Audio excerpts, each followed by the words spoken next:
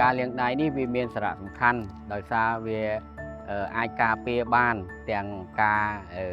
ឆ្លងទៅអ្នកជំងឺហើយនិងសុខភាពចម្បងសម្រាប់គ្រូពេទ្យផងដែរបាទហើយកាលណាយើងមិនបានលាងដៃត្រឹមត្រូវវាយើងនាំមេរោគទៅឲ្យពួកគាត់គឺពួកគាត់នឹងងាយនឹងទទួលមេរោគពីយើងទារកគាត់មានប្រព័ន្ធការពារខ្សោយដូច្នេះការលាងសម្អាតដៃគឺជាការសង្គ្រោះទារកមួយដែលយើងអាចជួយទៅទារកបានដើម្បីកាត់បន្ថយពិការភាពឬក៏អាចធ្វើឲ្យទារកឈានទៅរកការស្លាប់បាន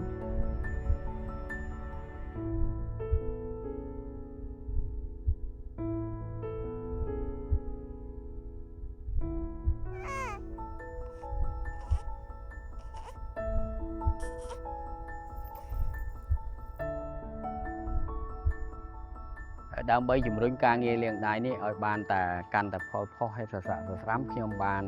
ជំរុញទៅលើខាងផ្នែកប្រធានបុគ្គលិកដែលហៅថា Chief Nurse នេះឲ្យគាត់ជួយទៅលើការងារបដិបដាលក៏ដូចជាការងារវគ្គ refresher ជាញឹកញាប់នៅក្នុងមន្ទីរពេទ្យ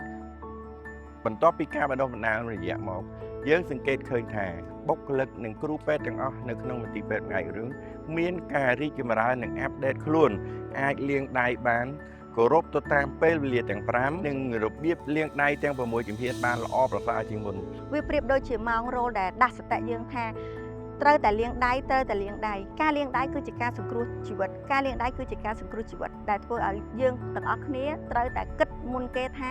គឺត្រូវលាងដៃដើម្បីសង្គ្រោះជីវិតអ្នកជំងឺនិងអ្នកជុំវិញខ្លួនយើងកុមារតូចហើយនឹង